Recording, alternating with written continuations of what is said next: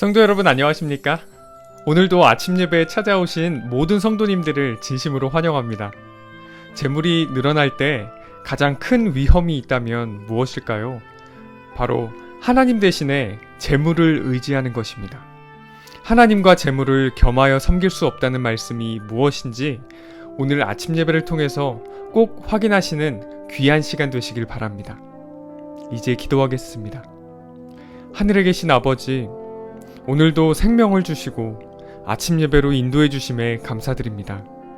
오늘 듣는 말씀들이 성령의 음성으로 다가올 수 있도록 인도하여 주시옵시고, 말씀의 표준을 내 생각과 표준으로 낮추지 않고 말씀 그대로를 정직한 마음으로 받을 수 있도록 성령 하나님 인도하여 주시옵소서. 오늘도 권면해 주시는 목사님의 건강과 사역에 함께하여 주시옵시고, 말씀을 듣는 모든 성도들이 말씀에 굴복하고 승리할 수 있도록 인도하여 주시옵소서. 예수님의 이름으로 기도드립니다. 아멘. 오늘 저희가 함께 묵상할 제목은 번영의 위험입니다. 이제 목사님께서 교제를 통해서 권면의 말씀을 전해주시겠습니다. 안녕하십니까 성도 여러분. 하나님께서 오늘도 또 하루의 생명을 허락해 주셨습니다. 오늘 우리가 살펴볼 말씀의 제목은 번영의 위험입니다. 다시 말해서 재물이 많이 생길 때 찾아오는 위험이라는 뜻입니다. 성도 여러분, 이 재물에는 두 가지 면, 양면이 있습니다. 재물을 잘 지배하면 큰 덕을 쌓고 복음을 전파하는 선한 청지기가 될 수 있습니다. 그러나 재물에 끌려다니면 이 재물이 우리 인생의 일만하게 뿌리가 될 수 있는 것입니다. 요즘 신문을 살펴보십시오. 부패와 죄가 돈 때문에 일어나는 모습들이 날마다 보도되고 있습니다. 돈 때문에 살인하고 돈 때문에 헤어지고 돈 때문에 원수가 되고 돈과 재물을 지배하지 못하기 때문에 일어나는 사건들입니다. 본문 성경절은 시편 62편 10절입니다. 재물이 늘어도 재물을 의지하지 말지어다. 재물이 늘어날 때 가장 큰 위험이 무엇이라고 했습니까? 하나님 대신에 재물을 의지하는 것입니다. 가난했을 때는 하나님을 의지했는데 재물이 생기니까 내 마음이 재물로 흘러가서 재물을 의지하고 붙잡고 산다는 것입니다. 그것이 재물이 들어올 때 생기는 큰 위험이라는 것이죠. 성도 여러분, 돈이 있으면 마음이 넉넉해지고 웃음이 나오고 모든 것이 풍요롭게 느껴집니다. 그런데 돈이 없어지기 시작하면 어떻게 됩니까? 갑자기 마음이 초조해지면서 웃음이 사라지게 됩니다.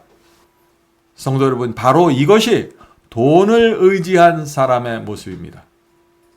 재물을 의지하면 어떤 일이 생깁니까? 기도하지 않게 됩니다.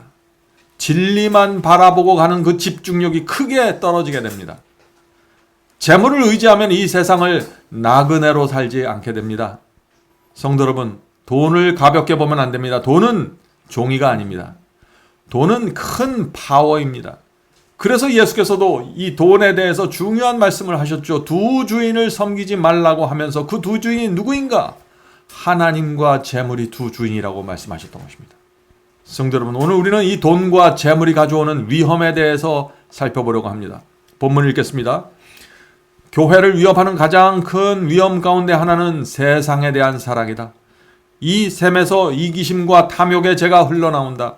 많은 사람이 세상의 보화를 많이 얻으면 얻을수록 그것에 애정을 더 많이 쏟으며 여전히 더 많은 것을 추구한다. 성도 여러분, 이 세상을 사랑하는 사람들에게 생기는 문제입니다. 주님께 온 마음을 바친 사람에게는 이런 문제가 생기지 않죠. 그러나 세상을 사랑하는 사람들에게, 하나님께 온 마음을 드리지 않는 사람에게, 반은 세상을 사랑하고 반은 하나님을 사랑하는 이런 사람들에게 돈과 재물이 들어오면 어떻게 된다는 것이에요? 이것은 탐욕과 죄로 이어지게 된다는 것입니다. 가난과 고난 속에서는 진리를 붙잡고 충성하던 사람도 재물과 번영이 찾아오면 서서히 무너질 수 있는 것입니다. 성도 여러분, 그래서 우리가 갖고 있는 돈과 이 재물을 날마다 주 앞에 놓고서 기도해야 되는 것입니다. 청지기 직분을 신실하게 다할 수 있게 도와달라고 기도해야 되는 것이죠. 오해하면 안 됩니다. 부자만 시험 받는 것이 아닙니다. 어떤 사람은 100억을 갖고도 하나님께 충성할 수 있지만 어떤 사람은 100만 원 앞에서도 힘없이 무너지는 것입니다. 본문을 읽겠습니다. 사탄은 그리스도를 따르는 자들을 전복시키기 위하여 그가 고안할 수 있는 모든 방법을 다 동원한다. 놀라운 기술과 간교로 그는 각 사람의 특별한 기질에 걸맞게 유혹한다. 그는 종종 앞에 번역을 던져주므로 천성적이고 이기적이고 탐욕스러운 자들을 시험한다. 성도 여러분, 사탄은 수천 년 동안 수많은 사람들을 유혹해 왔습니다. 그는 유혹의 전문가입니다. 그는 우리가 태어날 때부터 지금까지 옆에서 다 지켜보았던 존재입니다. 어떤 유혹에 약한지 그는 다 아는 것입니다. 그러므로 유혹이 내 앞에 던져질 때 그 앞에서 우물쭈물하면요, 사탄은 더 적극적으로 우리에게 접근하는 것입니다. 성도 여러분, 유혹을 느낄 때 첫 번째 반응이 중요한 것입니다. 유혹이 올 때 빨리 하나님께 도망가십시오. 그것이 승리의 비결입니다. 만일 그들이 자신의 타고난 기질을 극복하지 않으면 부에 대한 사랑이 그들을 넘어지게 하리라는 사실을 알고 있다. 그의 목적은 종종 성공을 거둔다. 세상에 부가 제공될 때 많은 사람은 그 보화를 열렬히 움켜쥐며 자신들이 놀랍게 번영했다고 생각한다. 세상에 대한 강한 사랑이 조만간 진리에 대한 사랑을 삼켜버린다. 사탄은 이 돈과 번영을 이용해서 사람들을 넓은 길로 인도합니다. 가난했을 때 신실했던 사람도 재물이 손에 들어오면 서서히 자신도 모르는 사이에 하나님께로부터 멀어지게 됩니다. 충성과 겸손이 사라지게 되는 것입니다. 성도 여러분, 이 재물이 생긴다고 해서 어느 날 갑자기 무너지는 것이 아니죠. 세월이 지나면서 서서히 내가 갖고 있는 이 재물이 내 것이라고 착각하게 되는 것입니다. 내가 잘나서 재산을 모았다고 생각하는 것입니다. 그런 생각에 빠지면 어떻게 될까요? 신실한 청지기가 될 수 없는 것이죠. 성도 여러분, 이 재물을 주신 분은 하나님이라는 사실을 우리가 잊지 말아야 합니다. 나에게 까마귀를 보내주신 분은 하나님이라는 사실을 잊지 말아야 합니다. 그것을 잊어버리는 순간 우리의 신앙은 무너지게 되는 것입니다. 성도 여러분, 이 돈과 재물은 하나님의 것이라는 이 확고한 믿음이 흔들리면 큰 시험을 받게 되는 것입니다. 본문 읽겠습니다. 만일 번영한 자들이 자신들의 모든 소유를 하나님의 제단에 바친다면 그들은 자신의 이기적이고 탐욕적인 정신을 극복하고 사탄의 계획을 뒤엎을 것이다. 사탄의 계획을 우리가 어떻게 뒤집을 수 있어요? 우리가 가진 모든 것을 하나님의 제단 위에 바치고 주여 이것은 당신의 것입니다. 사용해 주시옵소서 하는 이런 신앙으로 돌아가지 않으면은 사탄의 계획에 휘말릴 수 있다는 것이죠. 세상의 부는 올바르게 사용될 때 축복이 될 것이다. 부를 소유한 모든 사람은 당신을 위하여 봉사하는 일에 사용하도록 하나님께서 빌려주신 것임을 깨달아야 한다. 성도 여러분, 사탄은 우리에게 재물이 들어올 때 옆에서 지켜봅니다. 우리가 재물을 어떻게 다루고 어떻게 취급하는가를 보면서 우리를 무너뜨릴 기회를 엿보는 것입니다. 성도 여러분, 사탄은 존재합니다. 수많은 악령들이 우리 주변에 있습니다. 물론 천사도 있고 성령께서도 우리를 도우시려고 합니다. 그러나 내 주변에 두 영이, 두 세력이 나를 지켜보고 있다는 사실을 잊지 말아야 됩니다. 재물을 얻은 사람이 자신에게 영광을 돌리면 어떻게 될까요? 재물을 얻은 사람이 하나님께 대한 충성을 잃어버리면 어떻게 될까요? 사탄은 너무나 깊어서 춤을 출 것입니다. 사탄은 하나님을 향해서 이렇게 조롱할 것입니다. 하나님, 이 사람의 신앙이 이것밖에 되지 않습니다. 돈 몇 푼에 하나님께 대한 충성을 잃어버렸습니다. 이 사람은 내 것입니다. 성도 여러분, 재물이 내 가정 안으로 들어올 때 조심해야 하는 것입니다.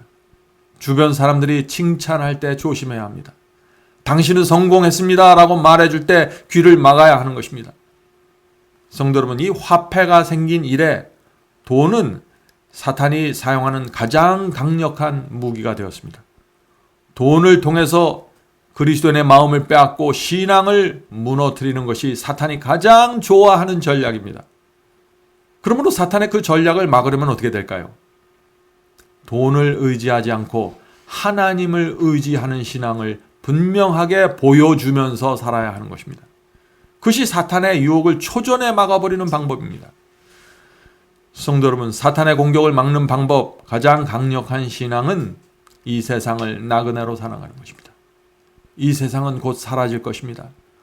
우린 잠깐 후에 하늘에 갈 사람들입니다. 우리가 그런 마음으로 돈과 재물을 대하면은 사탄의 유혹은 힘없이 사라지게 되는 것입니다. 우리 손에 들어온 이 재물을 놓고 기도합시다. 재물이 많든지 적든지 신실한 청지기가 되길 바랍니다. 우리가 이 하나님께서 주신 재물을 충성스럽게 관리하면은 사탄은 고개를 숙이고 돌아서게 될 것입니다. 온 하늘이 재물에 대한 우리의 승리를 보면서 하나님을 찬양하게 될 것입니다. 본문 읽겠습니다. 진리의 사업을 발전시키고 궁핍한 자들의 필요를 채워주기 위하여 값없이 주므로 그들은 다른 사람들을 구원하는 도구가 될 수 있으며 그리하여 이 생에서 자기 영혼에게 축복이 될 것이며 내세에서 그들의 것이 될 보화를 하늘에 쌓게 될 것이다. 자, 여기서 이 돈의 아주 긍정적인 면이 나옵니다.